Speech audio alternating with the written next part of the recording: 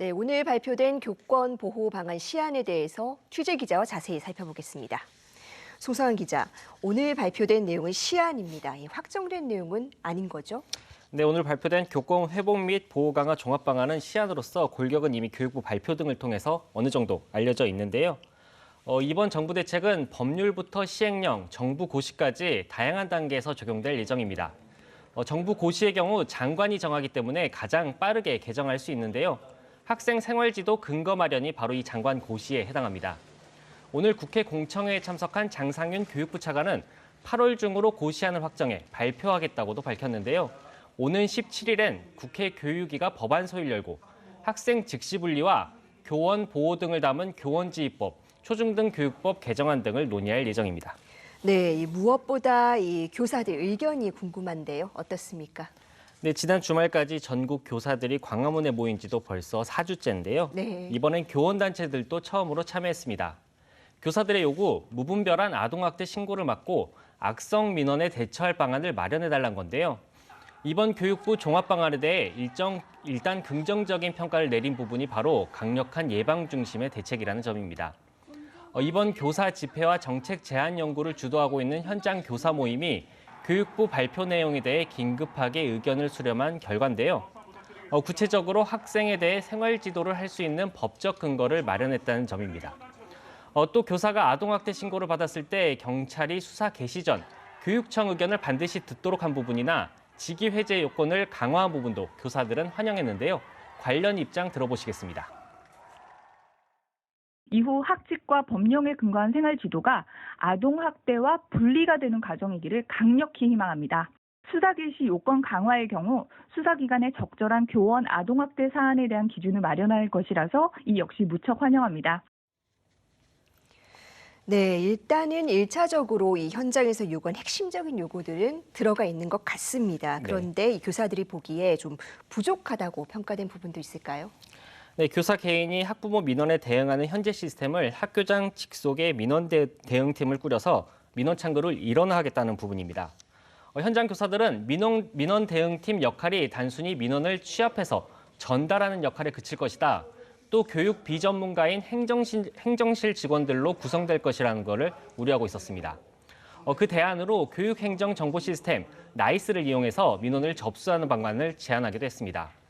또 교실안 문제 행동 경험이 경력과 무관하게 일어난 만큼 저경력 교사 연수보다는 명확한 대응 매뉴얼이 필요하다고 강조했습니다. 무고성 아동학대 신고에 대해서도 악의적 신고자를 민형사상 고발하거나 교육청으로부터 법적인 도움을 더 적극적으로 받을 수 있는 방안 마련을 요구했습니다. 네, 이렇게 교사들 집회가 열리고 또 교권 보호 고시가 마련됐는데 아주 직접적인 계기가 된 사건이 바로 이 서희초 교사의 사망이었습니다. 오늘 경찰이 이 사건에 대해서 중간조사 결과 발표를 했죠. 네, 사건을 담당하고 있는 서울경찰청이 오늘 기자간담회를 열고 조사 결과를 발표했습니다. 중간 결론은 아직까지 교사가 극단적인 선택을 한 이유를 찾지 못했다는 겁니다. 해당 교사가 사망 전 어려움을 호소한 이른바 연필 사건 때 교사와 직접 통화한 학부모를 포함해 경찰은 학부모 4명을 조사했는데요. 경찰은 범죄 혐의를 볼 만한 부분이 발견되지 않아 현재까지 입건된 학부모는 없다고 설명했습니다. 네, 이보다 앞서서 교육부와 그리고 서울시 교육청의 합동조사에서는 이 학부모 전화 때문에 교사가 고통스러워했다라는 내용이 포함이 되어 있었습니다. 그런데 이 부분이 확인이 안 된 걸까요? 예, 말씀해 주신 것처럼 교육당국이 조사에서 이제 앞서 연필 사건 발생 당일 학부모가 교사의 휴대폰으로 여러 번 전화했고 해당 학부모가 통화해서 엄청 화를 냈다. 교사 휴대폰 번호를 어떻게 알았는지 불안해했다는 내용을 동료 교사들의 진술을 통해서 확인했었습니다. 하지만 경찰은 학부모들이 교사 개인 번호로 전화한 기록은 확인되지 않았으며 교사가 먼저 전화한 적은 있었다고 밝혔습니다. 또 연필 사건 이후 학부모들이 학교를 방문해 교사와 면담하는 과정에서 교사에게 폭언을 했다는 의혹도 있었는데요. 이 부분 역시 경찰은 학부모의 폭언 여부는 확인되지 않은 상황이며 범죄 혐의로 볼 만한 부분은 발견되지 않았다고 설명했습니다. 아직까지는 시원하게 결론이 나온 건 없는 상황이네요.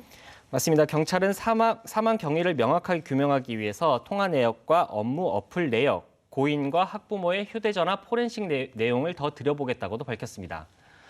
또 폭언 여부와 업무 스트레스에 시달렸다는 의혹을 확인하기 위해 동료 교사와 학부모를 상대로도 조사를 더 이어가겠다는 방침입니다. 네, 그리고 또 최근에 논란이 뜨거운 사안입니다. 이른바 왕의 DNA라고 알려진 이 교육부 직원의 갑질 논란에 대해서도 이 공식적인 교육부의 사과가 있었죠? 네, 앞서 국회 공청회에 참석한 장상윤 교육부 차관이 관련 논란에 머리를 숙였는데요. 장 차관은 이 같은 의혹에 대해 책임자의 한 사람으로서 소속 직원을 세심하게 관리하지 못한 점 깊이 반성하고 사과한다고 밝혔습니다. 또 모든 선생님께 죄송하다면서 철저히 조사에 엄정하게 조치하겠다고도 덧붙였습니다. 네, 교육부는 이 종합 방안이 확정되기 전까지는 현장 의견을 계속 꾸준히 듣겠다고 밝혔습니다. 보다 발전된 방안이 나오기를 기대하겠습니다. 오늘 얘기 잘 들었습니다.